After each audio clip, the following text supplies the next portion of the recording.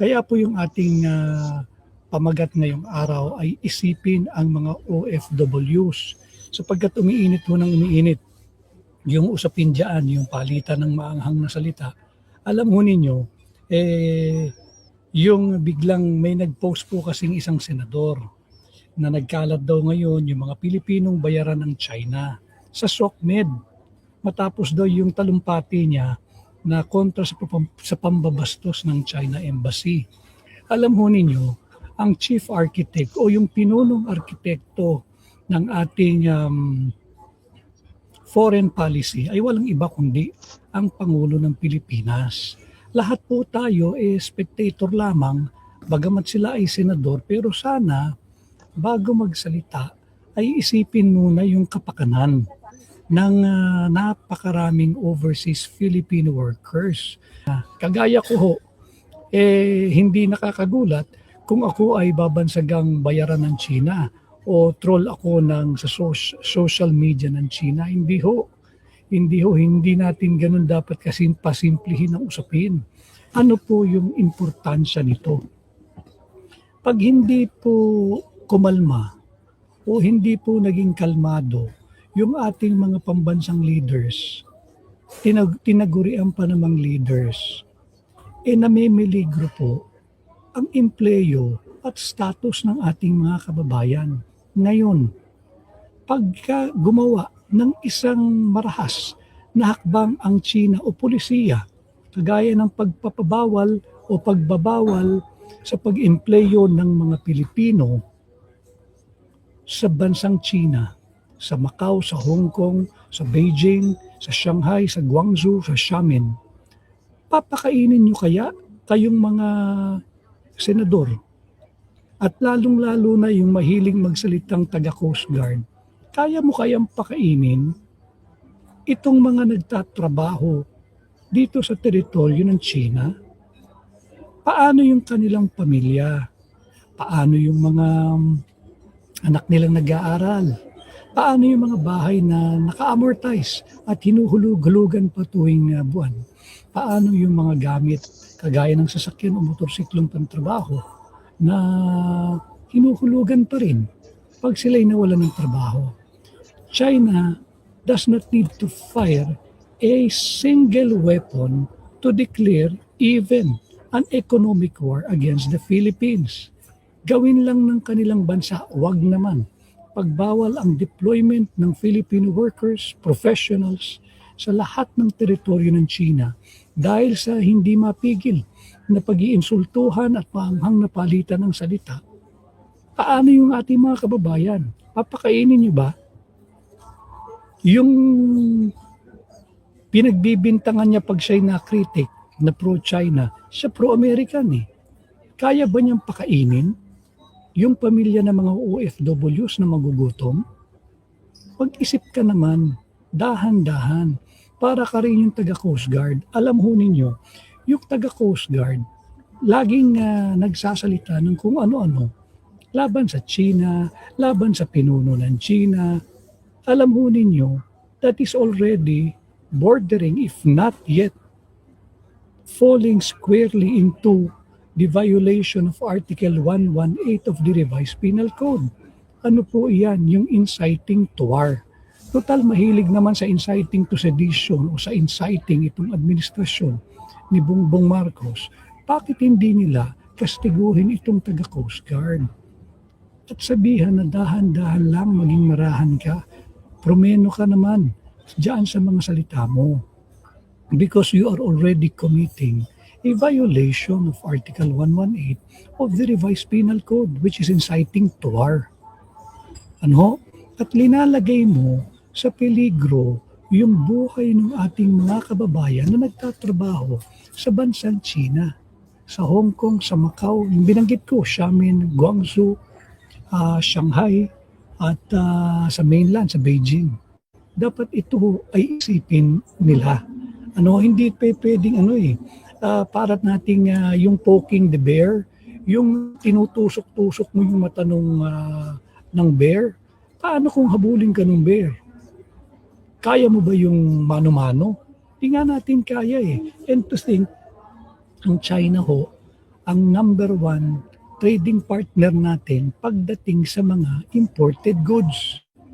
Number one po ang source ng imported goods natin, China. Hindi tayo dapat maging marahas, hindi tayo dapat maging asal. Alam mo ninyo, pagka sila binabatikos, automatic pro-China ka eh. Pagka sila binabatikos, automatic nasa payroll ka ng China eh. Eh paano naman sila? Nasa payroll ba kayo ng Amerikano? Huwag ninyong kakalimutan na ang number one source of imported products nating mga Pilipino ay ang bansang China. Ano? Bansang China. At hindi pwedeng biru-biruin ito.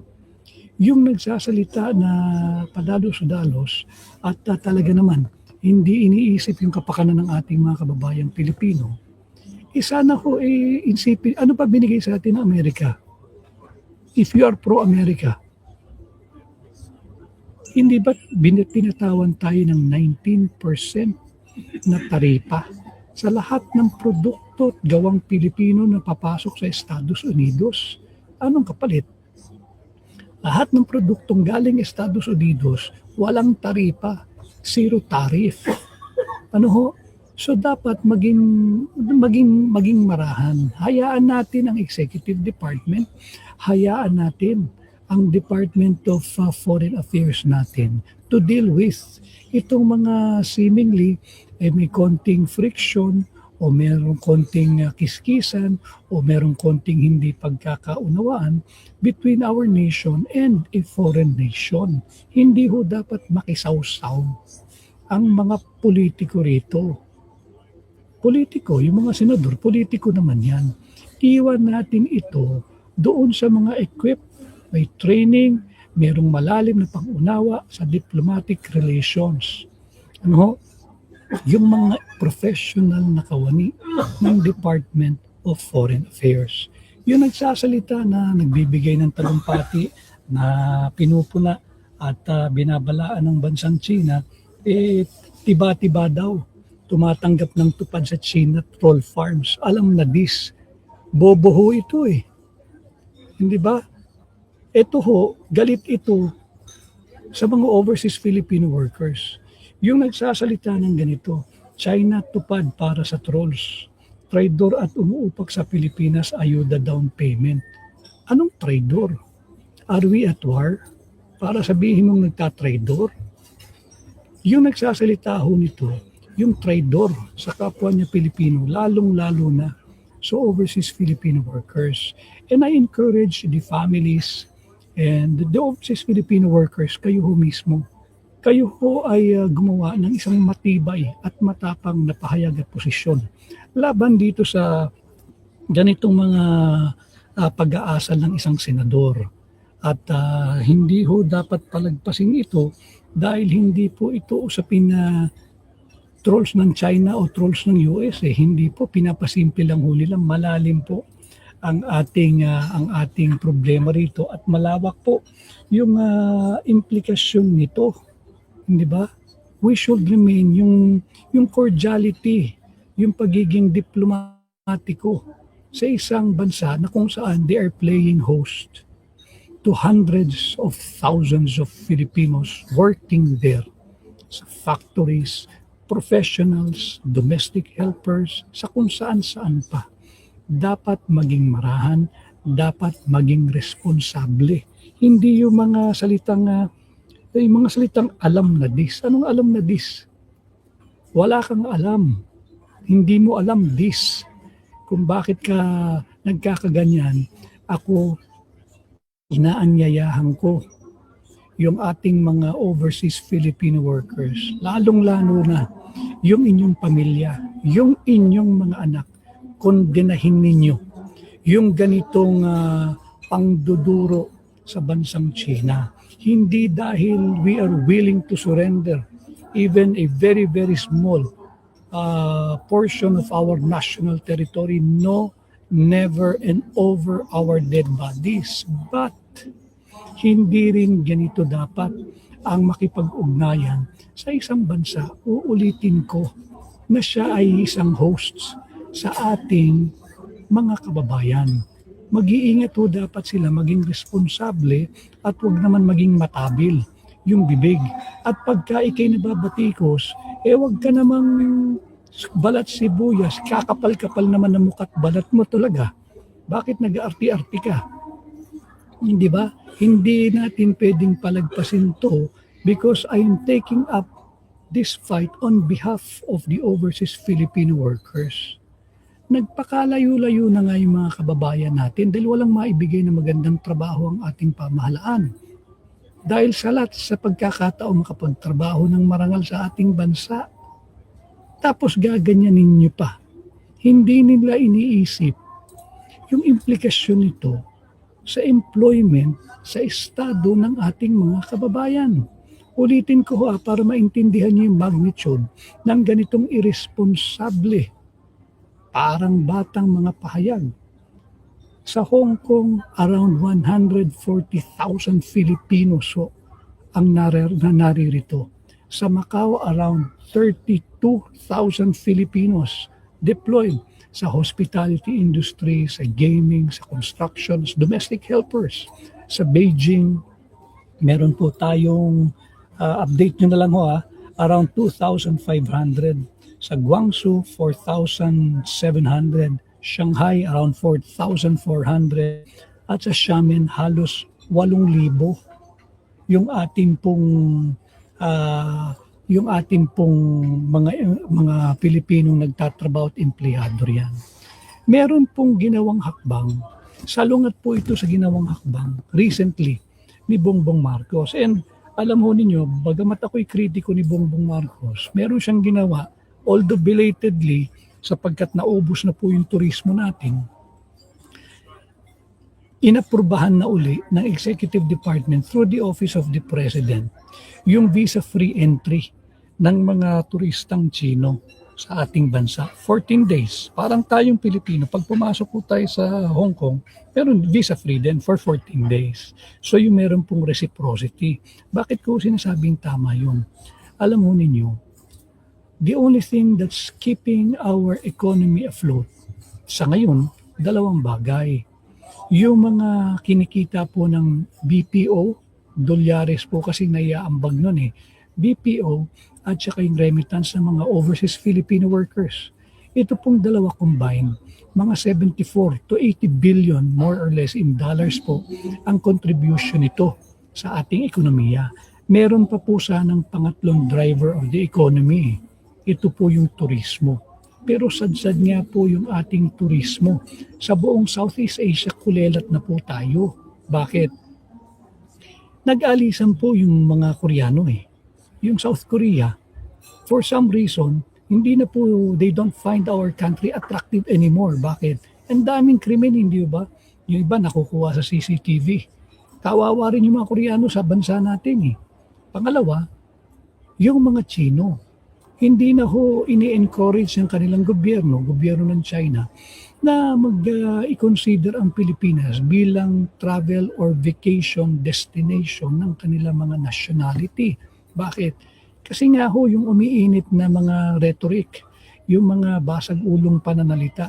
Ngayon, natauhan siguro si BBM, kaya ibinalik niya yung visa-free entry for 14 days. Tama po yun. Ako'y kritiko ni Bongbong hanggang ngayon. Yan ang ulo ng korupsyon sa ating bansa Pero may ginawa siyang tama, yung nagbigay ng visa-free entry, 14 days. Subalit, ano ang ginagawa ng mga kasamahan niya sa executive at sa Senado? Itong senador na sensitive, magbabalat sibuyas, kakapal-kapal naman na mukha at balat nito. Hindi bagay hindi ho bagay ito. Tawagin niya yung mga pumupuna sa kanya na traidor. I do not feel alluded to, but I feel for our overseas Filipino workers. Dapat po kayong magsalita. I encourage you, lahat ng overseas Filipino workers, hindi lamang yung nasa China. Meron naman tayong mga organisasyon iba't iba at meron tayong mga multi-linkages. Gumawa kayo ng isang matibay na posisyon laban sa mga ganitong uri ng hakbang at pahayag ng ating mga national leaders sapagkat nalalagay kayo sa peligro. Ulitin ko, yung Article 118 of the Revised Penal Code, inciting to war or giving motives for reprisal. Ano po yun? Unang-una, yung mga salita po na nagpo-provoke o maaring makapagbigay ng isang marahas na hakbang mula doon sa isang bansang pinatutukuyan. Ano ho? Yung at maaari pong mag-expose o maglantad sa inyo, aking mga minamahal na overseas Filipino workers, sa mga paano kung magkasundo ang mga Chino, kagaya rito sa Hong Kong, magkaroon ng discrimination. Wag naman. At mukhang hindi naman nila gagawin yun dahil maganda ang relasyon ng ating mga kababayang nagtatrabaho rito at yung mga Chino. Pero paano kung magkaroon ng diskriminasyon, saktan yung ating mga kababayan dahil hindi magantihan yung mga irresponsableng nagbibigay ng mga maaanghang na pahayag. Ang gantihan yung mga kababayan natin, yung kanilang ari-arian, yung kanilang mga trabaho. Kaya nyo ba silang pakainin? Wala naman silang, hindi ho sila mabubuhay sa tupad. Hindi ho sila mabubuhay sa akap. Hindi ho sila mabubuhay sa AIX na korupsyon ninyo, mga senador at congressman. Hindi po sila mabubuhay sa 4Ps. Hindi po sila kagaya nung nagbabalat sibuyas pero napakakapal naman ng muka at napakakapal ng balat. Walang hiya po ito para hindi isipin ang kapakanan ng ating mga kababayang Pilipino, yung mga overseas Filipino workers, especially in China at lahat ng probinsya ng China. Dapat maging marahan, dapat maging responsable. Kawawa po yung ating mga kababayan. I've spoke to them, many of them here in Hong Kong, and they're fearful. Kasi nga, paano kung magkaroon ng discrimination? Paano kung magkaroon ng isang pulisiya ang China o yung dito po sa Hong Kong o yung sa Macau, pagbawal na ang deployment at employment ng mga Pilipino? Malabo po iyon dahil magagaling ng Pilipino talaga. Pati sa English magagaling. Pero hindi po imposible. Malayo pang mangyari sa ngayon, pero hindi po imposible.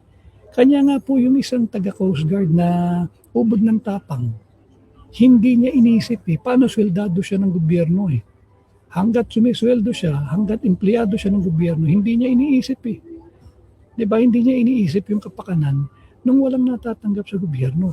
Kayo pa nga ho ang tumutulong sa gobyerno Diba? Kayo pa ang tumutulong sa gobyerno sa pamamagitan ng remittance sa pinapadala ho ninyo. No? Maraming salamat po sa ating mga live viewers. Batiin ko lang po yung mga nauna, si Sharmal Convlog 6991, kay Kid 7th, mabuhay ka, at Jessa Fujimoto 1804, first owner, yes you are, at si at Rosen VV.7713. Kamusta po kayo? Marami rin pong ito, at Liza Bolongon 2012, nandirito rin siya sa Hong Kong, mabuhay ka. Si Tessie Amanuma nasa Japan naman. At si Katriana Ann SHH from Singapore. At Grace Magalona 308, Solid Maisog, maraming salamat for always having me in your prayer. Ito, at Sharmal Convlog 6991, OFW Hong Kong po. Sharmal Convlog 6991, isa ka sa ating ipinaglalaban na hindi dapat yung mga maanghang at wala na hong responsibilidad na mga pahayag yan Si Kitty Esconde, watching also from Hong Kong, maraming salamat. At dami rito taga Hong Kong, maraming salamat kasama natin So ito maganda rito, hindi lang yung mga kababayan nating taga Hong Kong. Itong usapin pong ito lahat po ng teritoryo kung saan may Pilipino, dapat po ay mag-usap-usap kayo at gumawa ng isang malakas na paninindigan at pahayag na hindi kayo sang-ayon dito sa mga nagtatapang-tapangan in the halls of the Senate, paano kayo? Hindi naman kayo maasa sa ayuda, hindi kayo umaasa sa AKAP, hindi kayo umaasa sa AIX, hindi kayo umaasa sa tupad, hindi kayo umaasa sa amot ng mga kurakot na senador at congressman. Ulitin ko kaya ho kayo nagpakalayo-layo dahil walang oportunidad sa ating sariling bansa kagaya ng oportunidad na nakita ninyo kung nasaan man po kayong bahagi ng mundo. Hindi madali maging overseas Filipino worker. Iiwan mo ang pamilya mo. Marami riyan, sanggol pa lamang o nasa murang edad pa lamang yung mga anak, lilisanin na para lamang mayroong maipakain sa kanyang pamilya. Marami po sumasakay ng barko. Marami na rin pong malulungkot na istorya. Nagkawatak-watak ang pamilya, nasira ang pamilya. Hindi po yun kapuri-puri o hindi po yun kahanga-hanga. Ito po yung mga sakripisyo na ginagawa ng ating mga OFWs. Kaya dapat pahalagahan ang kapakanan ng bawat Pilipinong manggagawa saan man po kayong panig ng mundo. But in this case, for our live episode today, specifically and especially for the many Filipinos working, kahit ano pa pong trabaho ninyo, in China territories, sa Hong Kong, sa Macau, sa Beijing, sa Shanghai, sa Guangzhou, sa Xiamen at sa Shanghai. Dapat kayong protektahan. Yung mga sinasabing, yung mga kritiko ng ating mga national leaders pa namang tinuringan, pag sila ay napupuna o nababatikos, ang dali ho nilang magsabi na pro-China, nakatanggap ng tupad sa China. Ang kapal na mukha ng taong ito. Pag nababatikos, balat sibuyas, napakakapal naman ng mukha mo. Ang kapal din ng balat mo. Hindi mo na inisip at patuloy mong isinasangkalang ang kapakanan ng bawat Pilipino.